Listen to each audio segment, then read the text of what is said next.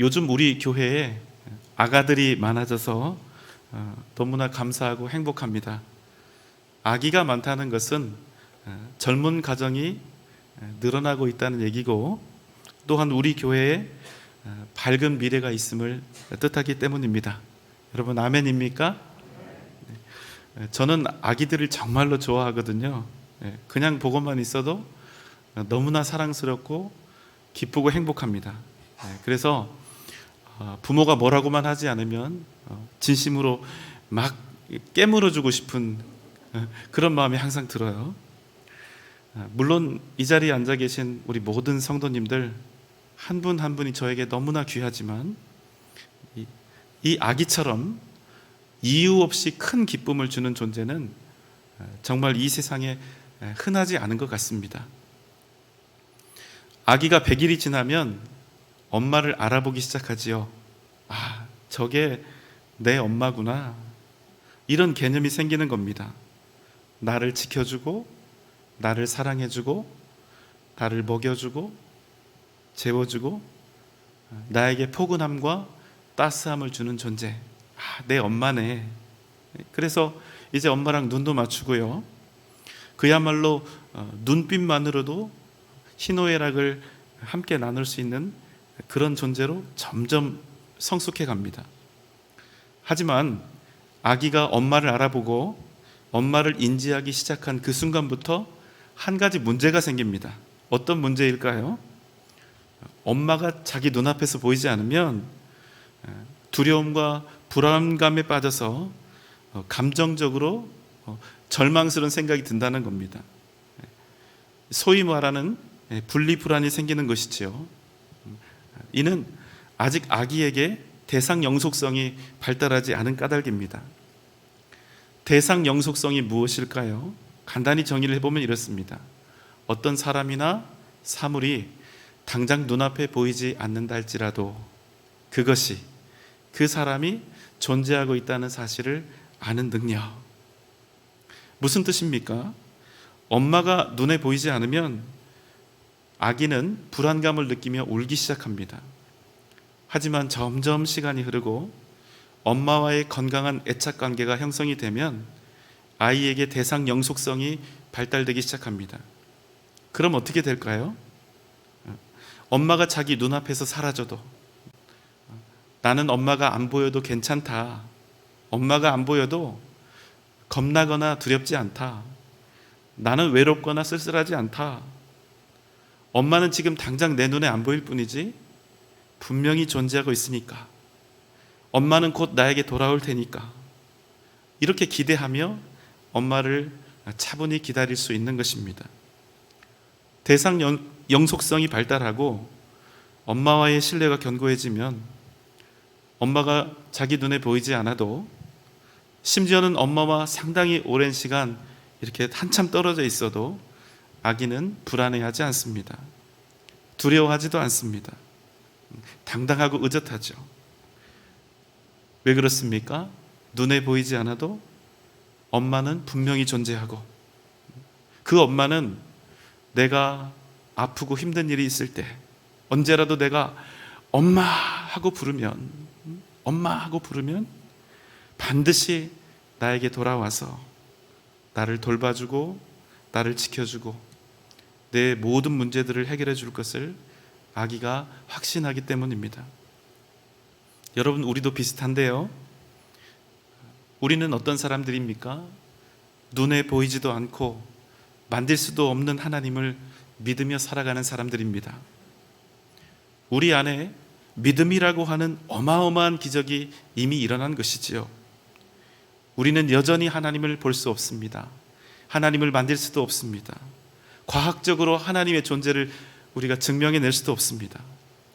그러나 우리는 결단코 하나님의 살아계심을 한순간도 의심하지 않습니다. 왜 그렇습니까? 우리에게는 하나님이 계신다, 하나님이 살아계신다는 영적인 대상 영속성이 있기 때문입니다. 여러분 아멘입니까? 오늘 우리가 함께 나눌 말씀은 우리에게 그런 믿음이 있을 때 하나님, 그 영원하고 전능하신 존재에 대해 갖고 있는 우리의 믿음이 우리에게 어떤 놀라운 은혜와 능력을 주는가, 그것에 대한 내용의 이야기를 우리가 함께 나눌까 합니다. 우리가 2주 전에 함께 나누었던 말씀 혹시 기억하시는지요?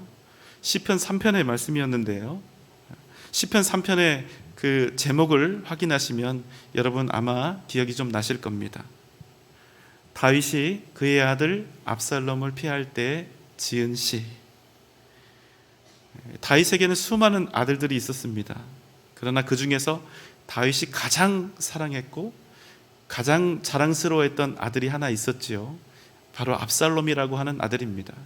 그런데 이 압살롬이 어느 날 아버지 다윗을 반역해서 스스로 왕이 됩니다. 그리고 이제는 아버지를 죽이려고 하는 거예요. 정말로 비극적인 사건이 일어난 것입니다. 다윗 인생 최대 난관에 부딪히게 되었습니다. 그런데 놀라운 사실은 그가 절망하지 않았다는 것입니다. 왜냐하면 여호와 하나님은 변함없이 그의 방패요 영광이요 그를 다시 구원하실 주님이셨기 때문입니다. 그래서 그 마음에 이런 확신이 계속되는 겁니다. 내가 비록 어렵고 힘든 지경에 놓여 있지만, 그러나 그럼에도 불구하고 주님께서는 반드시 나를 건지시고 구원하실 것이다. 그래서 그는 낭망하지 않습니다. 포기하지 않습니다. 쓰러지지 않습니다. 대신 오히려 단잠을 자면서 이렇게 노래한 것입니다. 시편 3편 5절로 6절의 말씀입니다. 내가 누워 자고 깨었으니 여호와께서 나를 붙드심이로다. 천만인이 나를 에워싸 진친다 하여도 나는 두려워하지 아니하리이다.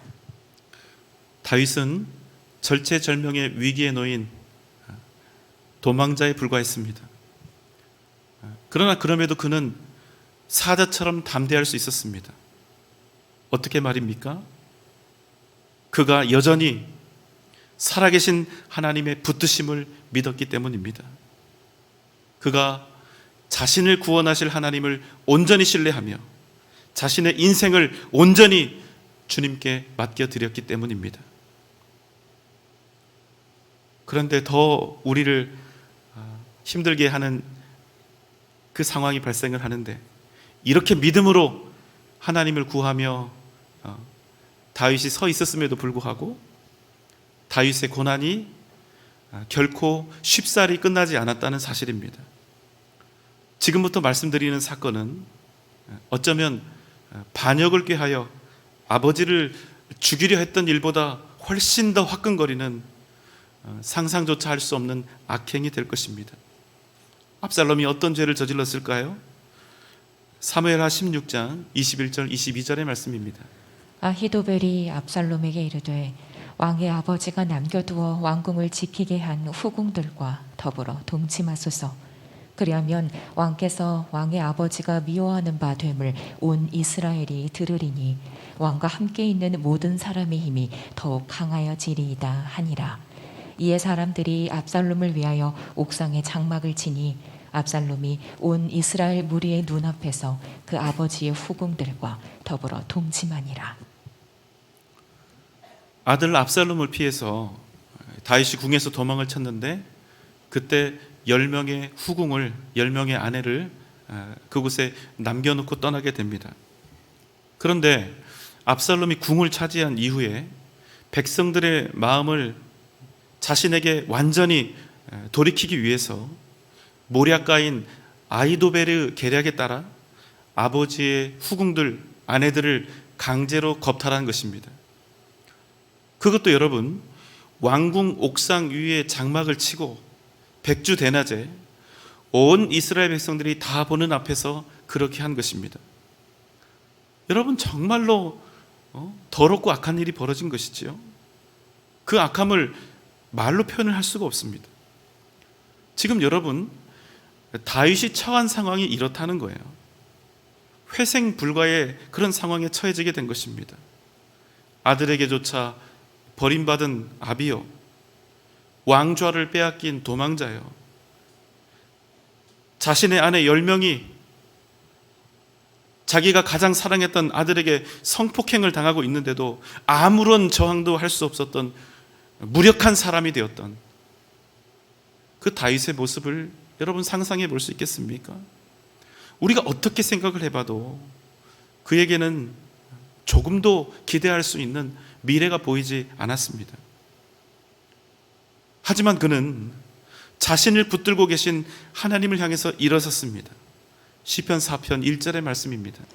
내 의의 하나님이여 내가 부를 때에 응답하소서. 곤란 중에 나를 너그럽게 하셨사오니 내게 은혜를 베푸사 나의 기도를 들으소서. 다윗은 말로는 표현할 수 없는 그 절망 속에서 하나님을 향해 이렇게 외칩니다. 하나님이여 내가 부를 때 응답하소서.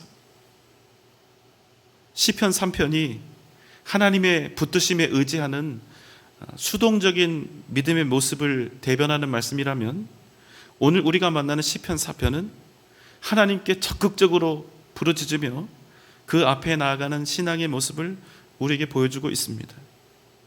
하나님이여 제발 내가 부를 때 응답하소서. 그는 인생의 최악의 상황 속에서 자기에게 남아있는 온 힘을 다하여 여호와 하나님의 이름을 부르고 있습니다. 주여 내가 부를 때 응답하소서. 다윗은 하나님의 응답을 구하며 가슴을 찢어내는 기도를 하고 있었던 것입니다. 여러분, 우리가 믿음 생활하며 살아갈 때 유독 우리를 낙심하게 하는 일이 있습니다. 무엇일까요? 그것은 아무리 열심히 기도해도 응답되지 않는 것입니다. 아무리 하나님을 향해서 부르짖어도 내가 원하는 대로 응답이 되지 않는 것입니다. 여러분, 우리가 물론 개인차는 좀 있지만 나름 다 기도하고 계시잖아요. 그러시죠? 우리는 그러면 그때 그렇게 기도하면서 그 기도에 대한 응답을 기대하게 됩니다. 어떤 응답을 기대합니까? 내가 지금 기도하고 있는 그 내용 그대로 나에게 똑같이 되어지고 똑같이 이루어지는 응답. 우리는 그런 응답을 기대하면서 하나님께 기도를 하죠. 그게 아니면 응답되었다고 생각하지 않습니다. 조목조목 구체적으로 내가 원하는 것들을 열거하면서 기도 응답은 이렇게 저렇게 되어야 함, 내가 기도했던 그대로 이루어지면 은혜, 그렇게 되면 감사, 그렇게 되면 하나님께 영광, 이런 공식을 마음에 품고 기도할 때가 많다는 것입니다. 우리가 보통 하나님께 이런 표현으로 기도를 많이 하는데요. 하나님 도와달라고, 내가 이런 상황이니까 이렇게 도와달라고, 저렇게 해서 내가 원하는 저 방법으로 해주셔서 나에게 은혜를 베풀어 달라고, 이렇게 많이 기도를 하죠. 그런데 여러분, 사실 잘 살펴보면 내가 원하는 대로 이렇게 저렇게 응답해 달라고 하는 그 외침이 실제로는 나한테 아무런 도움도 안 되고 아무런 은혜도 안 되는 그런 요청이 될 수 있다는 겁니다. 오히려 내가 이렇게 저렇게 구체적으로 해달라 말하라 이렇게 하는 기도가 때로는 오히려 나를 망하게 해달라, 죽게 해달라, 이런 기도 제목, 그런 기도의 내용이 될 때가 적지 않다는 것입니다. 왜 그렇습니까? 우리가 생각하는 기도 응답, 우리가 원하는 기도 응답, 그것은 무조건 잘 되고 형통한 것입니다. 병에 걸렸으면 나음을 입고 강건해지는 것, 시험 보면 합격하고 직장에선 승진하고 사업은 번창하고, 이것만이 은혜고 이것만이 진짜 기도 응답이라고 그렇게 생각을 하지만, 여러분, 안타깝게도 잘 되는 것, 부자 되고 형통하게 되는 것이 때로는 우리에게 사는 길이 아니라 죽는 길이 되기도 한다는 것입니다. 그러니까 여러분, 중요한 것은 우리가 기도한 대로 무조건 다 되면 안 되는 거예요. 여러분, 기도는 무엇입니까? 기도는 어떤 목적으로 하는 것입니까? 지금 다윗이 하나님께 드리고 있는 기도는 무엇입니까? 지금 하나님 앞에 다윗이 원하고 있는 그 기도의 응답은 무엇입니까? 그는 지금 무엇을 얻기 위해서 하나님께 부르짖어 기도하고 있습니까? 7절 8절의 말씀입니다. 주께서 내 마음에 두신 기쁨은 그들의 곡식과 새 포도주가 풍성할 때보다 더하니이다. 내가 평안히 눕고 자기도 하리니 나를 안전히 살게 하시는 이는 오직 여호와이시니이다.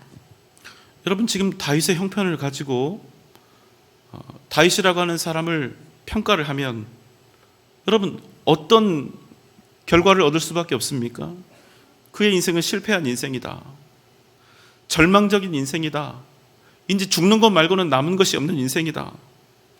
그런데 여러분, 놀랍게도 그는 자신의 마음속에 더 큰 기쁨이 충만하다, 이렇게 고백하고 있다는 겁니다. 불과 며칠 전에 왕좌에 앉아서 풍성한 곡식과 새 포도주를 먹고 마셨던 그때보다 오히려 지금 더 큰 기쁨이 흘러넘치고 있다, 이렇게 고백하고 있는 거예요. 그런데 여러분, 이해가 안 됩니다. 지금 그가 만나고 있는 현실이 무엇입니까? 그는 지금 하나도 안전하지 않습니다. 결코 만족하거나 배부를 수가 없습니다. 언제 꼬리를 잡혀서 죽임을 당할지 모르는 도망자 신세입니다. 그러나 그가 지금 뭐라고 고백합니까? 자신이 안전히 살고 있다고 고백하면서 변함없이 평안히 내가 누울 것이며 자기도 하겠다, 이렇게 말하고 있는 것입니다. 여러분, 어떻게 이런 일이 가능하겠습니까? 그가 하나님을 부를 때 그는 진실로 도대체 무엇을 얻었기에, 어떤 응답을 받았기에 전혀 변하지 않는 이 절망적인 상황 속에서 내가 안전하다, 내 기쁨이 흘러넘친다, 이런 고백을 할 수 있었던 것일까요? 그가 하나님께 무슨 응답을 받았다는 것입니까? 상황은 여전히 절망적인데요,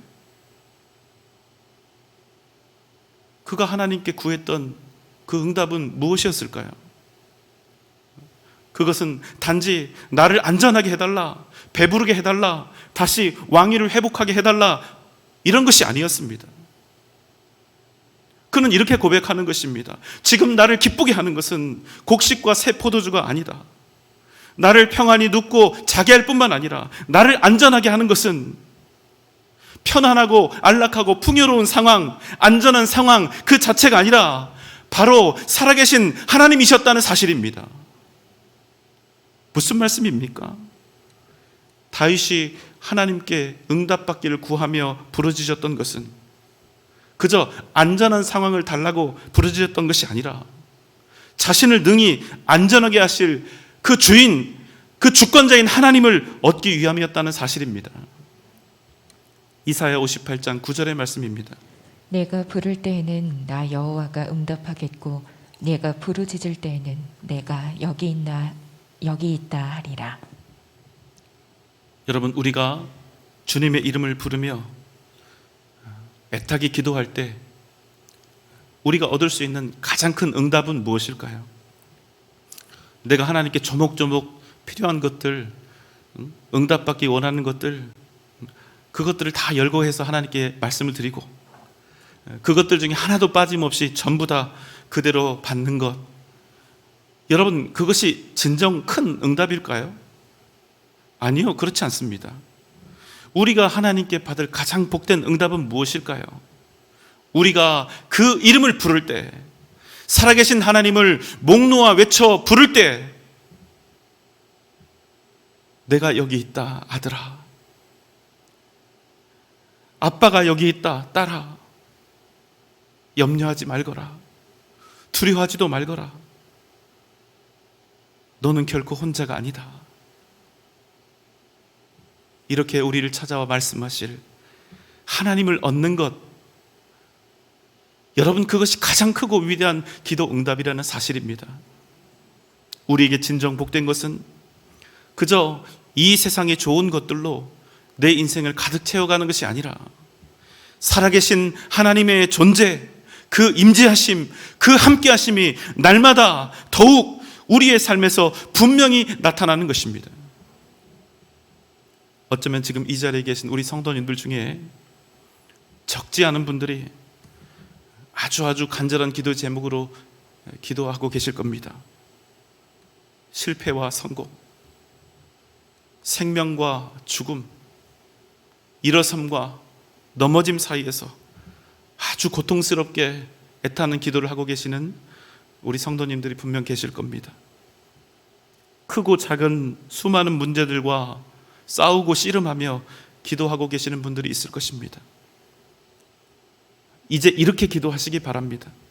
병중에 계신 성도님들, 하나님, 나의 이 병을 낫게 해 주옵소서. 내 병을 고쳐 주옵소서. 평소와 똑같이 이렇게 간절하게 기도하시되 이렇게 덧붙여서 뒤에 기도하시기 바랍니다. 하나님, 내 병을 꼭 낫게 해 주옵소서. 나에게 생명을 주시고 다시 일어나는 은혜를 더하여 주옵소서. 그렇지만 하나님, 그저 병 낫고 목숨 얻는 응답이 아니라 내가 살아계신 하나님을 만나고 나의 주님을 온전히 소유하는 진짜 복을 내게 허락하여 주시옵소서. 하나님, 내가 경제적으로 지금 너무나 어렵습니다. 그래서 힘들고 고통스러운 날을 지나가고 있습니다. 하나님, 재정적으로 나를 회복시켜 주시옵소서. 이렇게 똑같이 기도하시되 여기에 여러분의 간절한 심정을 담아 덧붙여 기도하는 겁니다.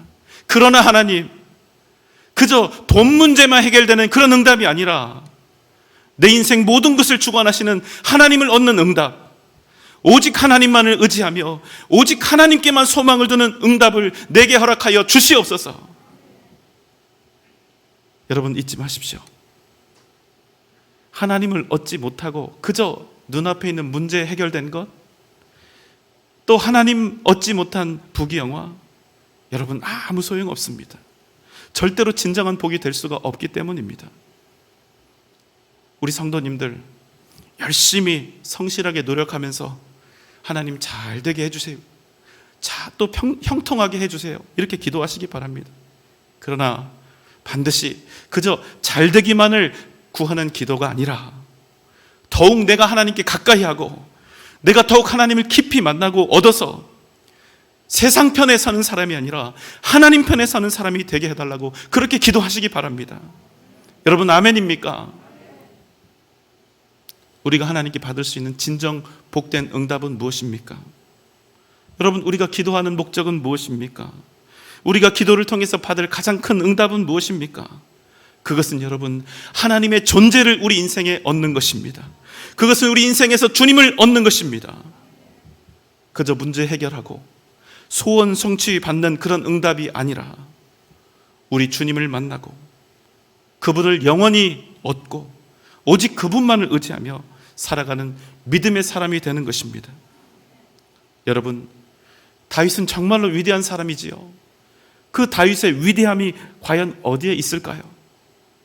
여러분, 다윗의 위대함은 그가 이룬 찬란한 업적에 있는 것이 아니라 그의 인생에서 어떤 시간을 살펴봐도 하나님의 손길이 미치지 않은 곳이 단 한 곳도 없었던 데 있었다는 사실입니다. 사랑하는 여러분, 여러분의 인생에서 반드시 주님을 얻으시기 바랍니다. 그래서 여러분의 인생 그 어떤 시점, 그 어떤 조각을 찾아서 본다 할지라도 여기에도 하나님이 계셨구나, 언제나 하나님이 나와 함께 하셨구나, 이런 고백이 여러분 가운데 나올 수 있기를 주님의 이름으로 소망합니다. 이 세상 그 어떤 소유보다 오직 주님을 원하고 바라십시오. 그럼 여러분이 주님의 이름을 부를 때 하나님의 살아계심과 역사하심이 여러분의 인생에서 반드시 나타나게 될 줄 믿습니다. 여러분 가운데 주님을 얻고 누리는 응답, 그 복된 은혜가 날마다 넘쳐나시기를 주님의 이름으로 축원합니다.